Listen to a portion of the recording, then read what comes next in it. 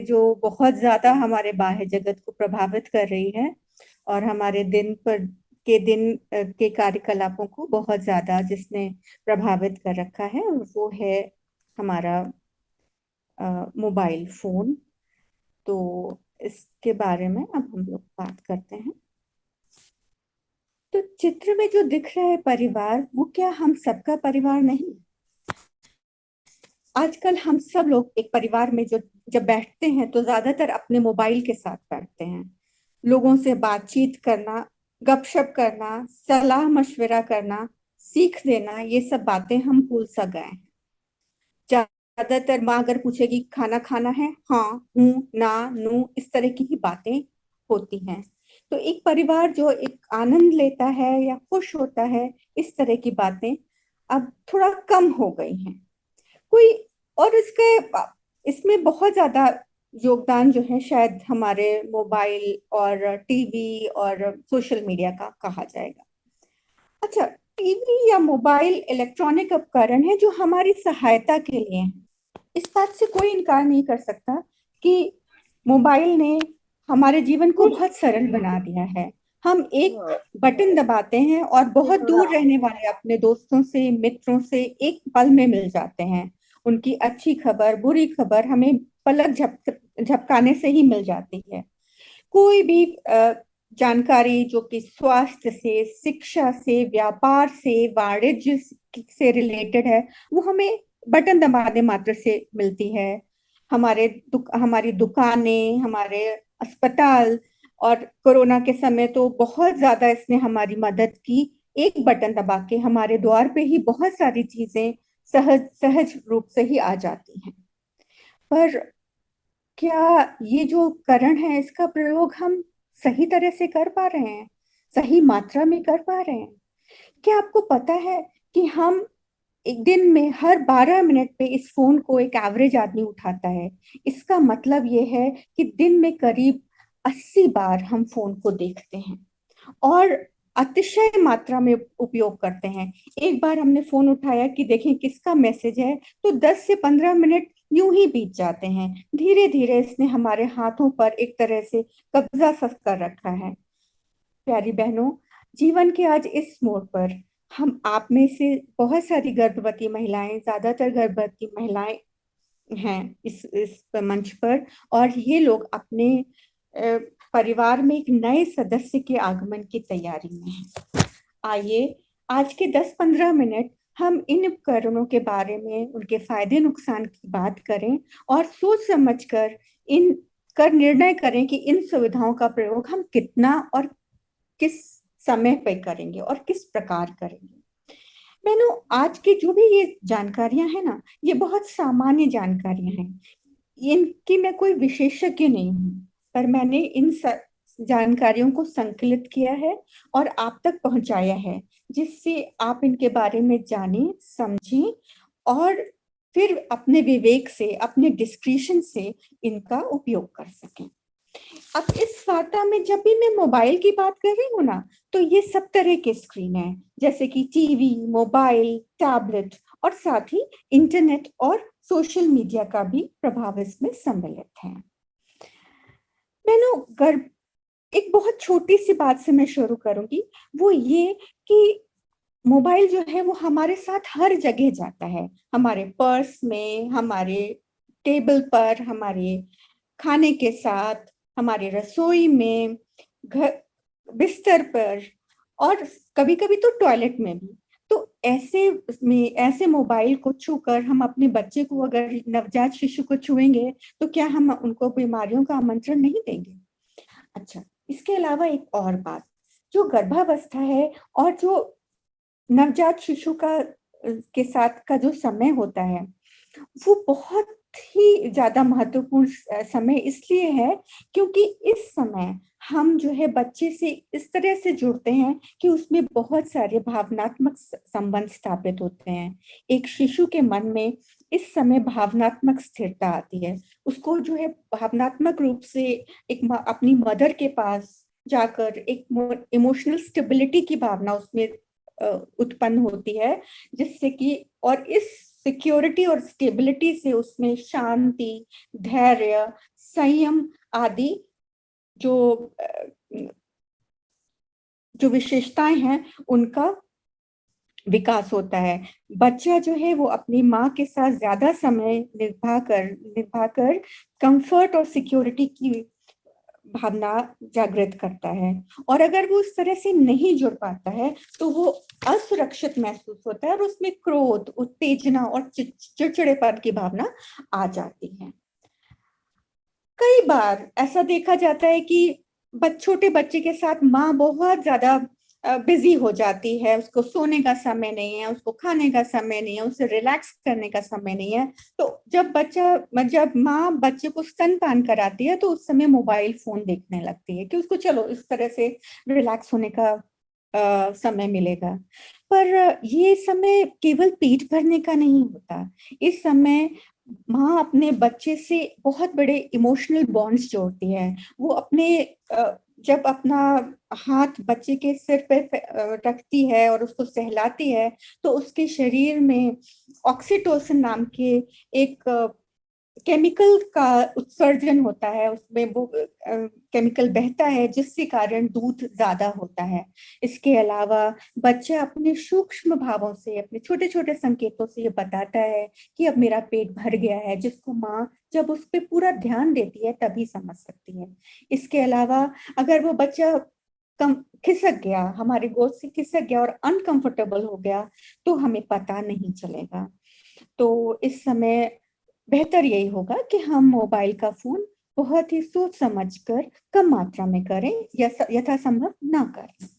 इसके अलावा जब बच्चे खाना खाना सीख रहे होते हैं तो अगर हम उस समय मोबाइल का उपयोग कर रहे हैं तो हम ये ध्यान नहीं दे पाएंगे कि वो क्या खा रहे हैं, कैसे खा रहे हैं, और खाना उनके गले में अटकने का भी डर रहता है। इसके अलावा अध्ययनों में ये देखा गया है कि माँ बाप जो है, अगर बच्चा छोटा है और माँ बाप उसकी तरफ ध्यान ना देकर मोबाइल की तरफ ध्यान देते हैं, या अगर वो कोई प्रश्न पूछ रहा है या अपना कोई संकेत दे रहा है और वो माँ बाप अपने मोबाइल में ही व्यस्त हैं, तो बच्चे जो हैं लोनली फील करते हैं और उनमें लो सेल्फ एस्टीम की भावना जागृत होती है। और अध्ययनों में ऐसा पाया गया है कि ऐसे बच्चे जो है सोशल मीडिया पर ज्यादा अपना समय बिताने की कोशिश करते हैं, क्योंकि जो उनको लो स्टीम होता है या उनमें अकेलेपन की भावना होती है, वो इस तरह से नेट पर वो दोस्त ढूंढते हैं और उनकी डिसलाइक्स को वो एक कोपिंग स्ट्रेटेजी की अपने हमारा सेल्फ एस्टीम लो है तो ये इस तरह की कोपिंग स्ट्रेटेजी की तरह इस्तेमाल करते हैं। इसके अलावा आजकल क्या होता है कि माँ बाप जब बच्चे छोटे हैं तो अपने ये कभी सोशल सेटअप में गए, कभी रेस्टोरेंट में बाहर खाने गए, तो चलो हाथ में बच्चे को मोबाइल पकड़ा दिया और वो बच्चा अपने आप में व्यस्त हो गया। तो ये जो बहुत छोटे उम्र में मोबाइल देने की आदत है, ये आप समझिए कि पहले ऐसा अध्ययनों में पाया गया कि पहले ये 3 से 4 साल के बच्चे मोबाइल इस्तेमाल करना सीख सकते थे। आज ये जो है ये 10 से 11 महीने हो गया है। तो 11 से 12 महीने के बच्चे मोबाइल इस्तेमाल करना सीख जा रहे हैं। तो और इसमें बहुत ज्यादा इस्तेमाल मोबाइल का ये देखा जाता है कि खाना खाते समय माँ को भी अच्छा और बच्चों को भी अच्छा, मोबाइल दिखाओ और खाना खिलाओ। आजकल लगभग सभी घरों में ऐसा पाया जा रहा है। पर इसमें बहुत बड़ी गड़बड़ है। इसमें गड़बड़ क्या है कि जब हम खाना खाते हैं ना, तो खाने से पहले ही पाचन का काम शुरू होता है। खाने की गंध, सुगंध और रंग, वो सब देखकर बच्चे में स्वाद का अनुभव, खाने को पहचानने का अनुभव ये पनपता है। तो 1897 में इवान पावलोव नाम के एक वैज्ञानिक हुए।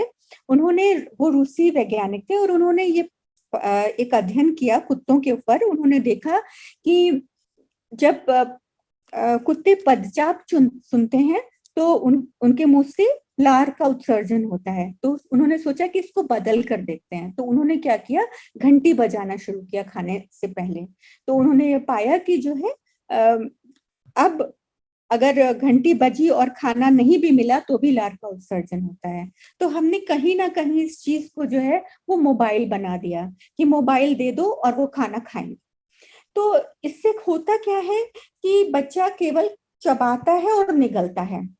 अच्छा, जब हम खाना खाते हैं तो एक और प्रक्रिया होती है। जब हम खाना मन से खाते हैं तो पेट हमारे मस्तिष्क को एक एक सिग्नल भेजता है कि अब मेरा पेट भर गया है, अब हमारी जरूरत पूरी हो गई है, अब खाना बंद कर दो। अब जो जब बच्चा केवल खा रहा है और निगल रहा है, भोजन अंदर जा रहा है, उसको कोई कोई सिग्नल नहीं मिल रहा है और वो बस मोबाइल को देखते हुए या स्क्रीन को देखते हुए खाना खाता जाता है, तो इस तरह के सिग्नल्स उसको नहीं मिल पाते। इसीलिए बच्चों में जो है वो मोटापन की भी शिकायतें आई हैं। इसके अलावा एक और चीज है कि बच्चे जब छोटेपन से मोबाइल इस्तेमाल करना शुरू कर देते हैं तो उनको उस मोबाइल से छुड़ाना भी बहुत समस्या की बात हो जाती है।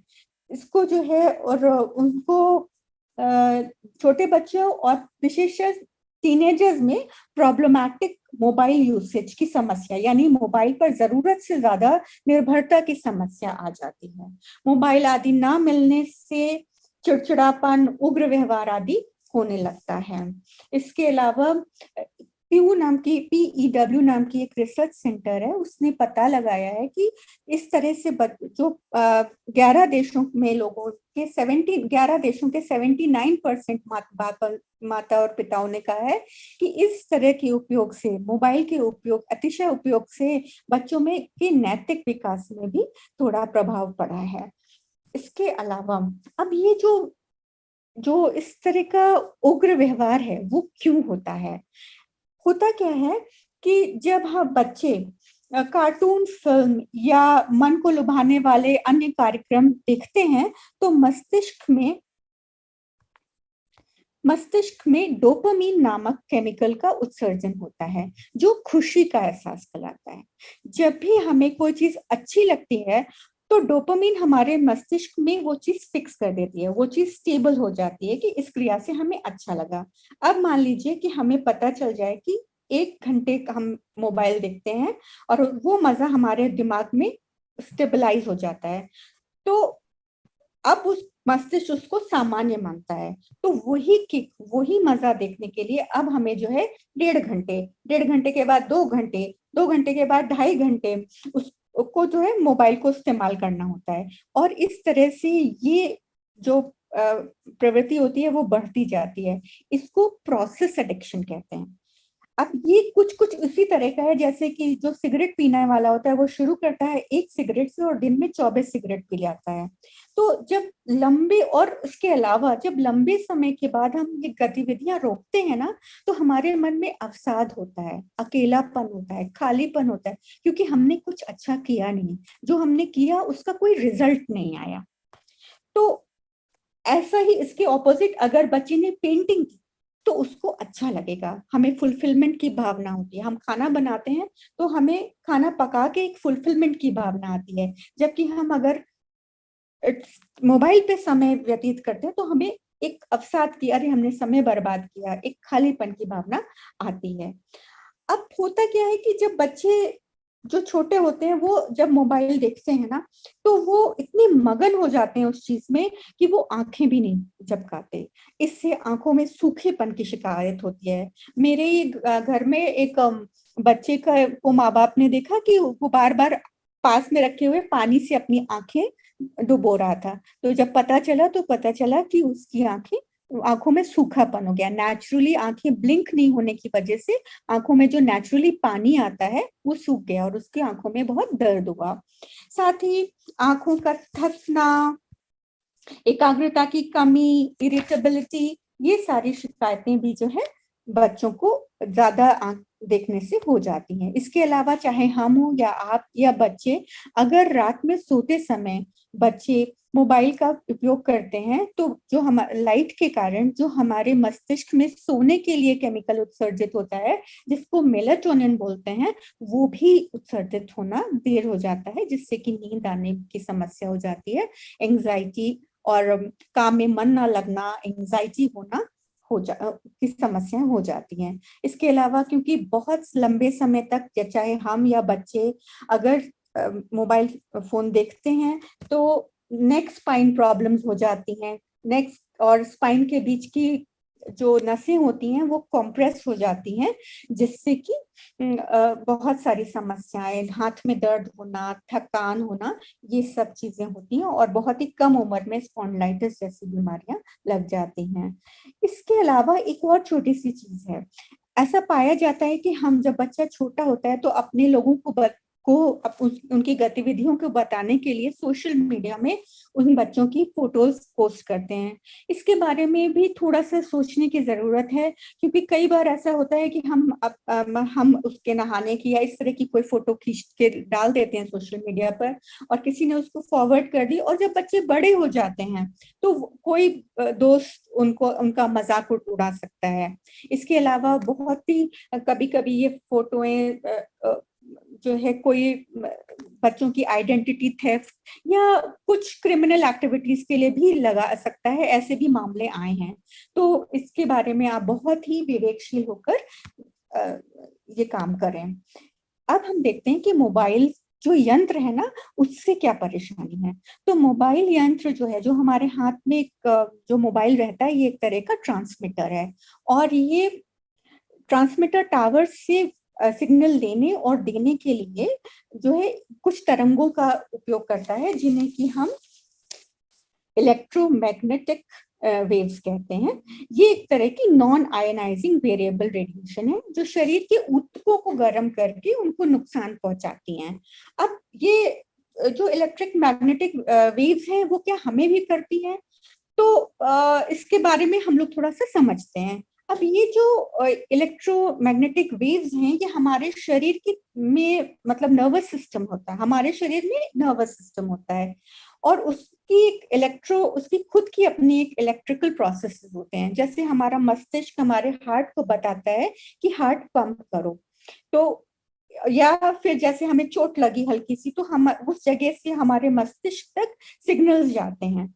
अब शरीर में ये जो जैव रासायनिक या बायोकेमिकल क्रियाएं होती हैं, ये बहुत उच्च स्तरीय विकिरण के साथ प्रक्रिया करती हैं। जैसे इस तरह का जो विकिरण होता है ना, वो सीटी स्कैन और एक्सरे में होता है। इसीलिए गर्भवती महिलाओं के लिए ये कहा जाता है कि बहुत ही मजबूरी में उनका एक्सरे किया जाता है, और वो भी जब लेड शीट लगा के।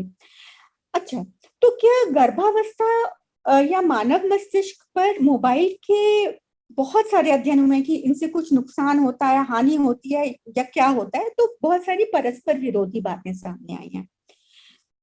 इसको देखते हुए WHO यानी कि वर्ल्ड हेल्थ ऑर्गेनाइजेशन ने एक अध्ययन 1996 में अंतरराष्ट्रीय विद्युत चुंबकीय क्षेत्र परियोजना के नाम से अध्ययन किया, और 2016 तक जितने भी अध्ययन हुए, जैसे किसी में आता है कि हाँ इससे फायदा है, कोई कहता है कि इससे जो है नुकसान है, जो इलेक्ट्रोमैग्नेटिक रेज हैं उनसे मानव शरीर को नुकसान है। ये सारे के सारे जितने भी अध्ययन परस्पर विरोधी हुए, उनको WHO ने लिया, उनको पढ़ा, उनका आकलन किया, और फिर ये पाया कि इन तरंगों से, मोबाइल से उत्पन्न इन तरंगों से मनुष्य के शरीर को कोई सीधा नुकसान होता है, ऐसा नहीं पाया गया है। और जो है international agency for research on cancer, जो कि WHO की ही एक और संस्था है, उसने पाया कि मोबाइल से में जो ब्रेन ट्यूमर से हानि है, ऐसा डायरेक्ट कोई रिलेशन स्थापित नहीं हो चुका है। लेकिन इन दोनों से ही कोई नुकसान है, ऐसा कोई डायरेक्ट रिलेशन नहीं है। हो सकता है कि 10 चीजों की वजह से कोई चीज हो, उसमें एक छोटी सी चीज ये भी हो, पर इसकी वजह से हो ऐसा नहीं पाया गया है। और इसको जो कैटेगरी दी गई है वो 2B कैटेगरी दी गई है। उसमें कहा गया है कि इससे कोई कॉजुअल कोई सीधा संबंध नहीं है। अब एक और चीज है कि इसको कितना पास रखा जाए, कितना दूर रखा जाए, तो उस पे भी डब्ल्यूएचओ का कहना है कि बहुत पास या दूर रखने का भी अभी कोई कोई संबंध से स्थापित नहीं हुआ है। लेकिन साथ ही साथ उसने ये भी कहा है कि अभी क्योंकि ये टेक्नोलॉजी नई है, तो लंबे समय तक इससे होने वाली हानियों का अभी आकलन नहीं किया जा सकता है। तो आप मतलब आप ये ना सोचें कि ये हम बहुत ज्यादा इस्तेमाल कर सकते हैं। हमें अभी भी जो है संयम बरतने के लिए, इसके उपयोग में एक संयम बरतने के लिए अभी भी डब्ल्यूएचओ ने कहा है। तो अब इसके बचाव से क्या कर सकते हैं, इसको उपयोग करने के समय हम क्या सावधानी बरत सकते हैं। एक तो जब भी अगर आप बहुत ज्यादा इसका इस्तेमाल कर रहे हैं तो पीछे नेक एक्सरसाइज करते रहें। साथ ही साथ मोबाइल को स्टैंड पर लगा कर करें, बहुत ज्यादा अपने पास मत लाएं। दूसरा ये कि जब फोन चार्ज हो रहा हो तो इस्तेमाल ना करें। कृपया सोते समय इसका इस्तेमाल बंद करें। एक अध्ययन में ये पाया गया कि जब मोबाइल फोन को अगर हम बेडरूम में नहीं लाए तो बच्चों की जो है वो पढ़ाई का स्तर अच्छा हुआ, उनका जो कंसंट्रेशन है वो बेहतर हुआ, उनमें इरिटेबिलिटी कम हुई। और खाने के समय बच्चे को मोबाइल देना तो मोटापे और उसकी बीमारियों का बुलावा है। और आप बराबर जब इस्तेमाल करें तो अपने हाथ वगैरह की भी छोटी मोटी एक्सरसाइज करते रहें। साथ ही साथ आप बच्चे को जो है मोबाइल की जगह बाहर खेलने के लिए प्रेरित करें, जिससे कि उसका एक तो एक दूसरे के साथ रहना, उसमें जो है आत्मविश्वास का बढ़ना, अपनी हार को स्वीकार करना, और साथ साथ प्रकृति के साथ उसका जो एक अटैचमेंट है वो बढ़ेगा। इससे ये फायदा है। दूसरा, बच्चे में जो है अगर आप उसको कुछ हॉबी सिखाती हैं तो उसमें उसके अंदर माइंडफुलनेस बढ़ेगी, वो चीजों को ज्यादा बेहतर ढंग से करने का और समझने का प्रयास करेगा। इसके अलावा योगा जैसी उसमें मतलब उसको को curricular activities, yoga, sports, books, music, इन सब की आदत डलवाएं, जिससे कि उसका इमोशनल और इंटेलिजेंट विकास ज्यादा बेहतर होगा। इसके अलावा बहुत से देश आजकल मोबाइल कर्फ्यू जैसी चीज का इस्तेमाल करते हैं, यानी कि जिसको हम हिंदी में कह सकते हैं मोबाइल उपवास। कोई दिन ऐसा भी हो जिस दिन हम सब लोग बैठें, आपस में म्यूजिक सुने और मोबाइल से अपने आप को एकदम दूर कर दें। इसके अलावा हमको ये जब मोबाइल का हम इस्तेमाल करें तो हम सोचें कि जो है ये मोबाइल हम किस लिए कर रहे हैं। जस्ट यूं ही उठा लिया और उठाने के बाद 10-15 मिनट क्यों निकल गए पता ही नहीं चला। उसको उठाने से पहले जो है आप ये सोचे कि हम इससे ज्यादा इसका इस्तेमाल नहीं करेंगे, माइंडफुल इस्तेमाल करेंगे। और आप अलार्म भी लगा सकते हैं कि हम 10 बजे के बाद मोबाइल नहीं इस्तेमाल करेंगे। तो अब इन सब बातों के बाद आपको देखना होगा कि हमारी परिवार ये है जो कि हर एक समय मोबाइल पर रहता है, या ये है जो हंसता खेलता मुस्कुराता है। निर्णय आपका है। और मुझे पता है नीलम दीदी की बातों के बाद आप सच में इसी परिवार का चुनाव करेंगे, ऐसा ही परिवार बनाएंगे जो कि गुरुदेव और माता जी की जो हम उनकी आशाएं हैं उन पे खरा उतरेगा। धन्यवाद।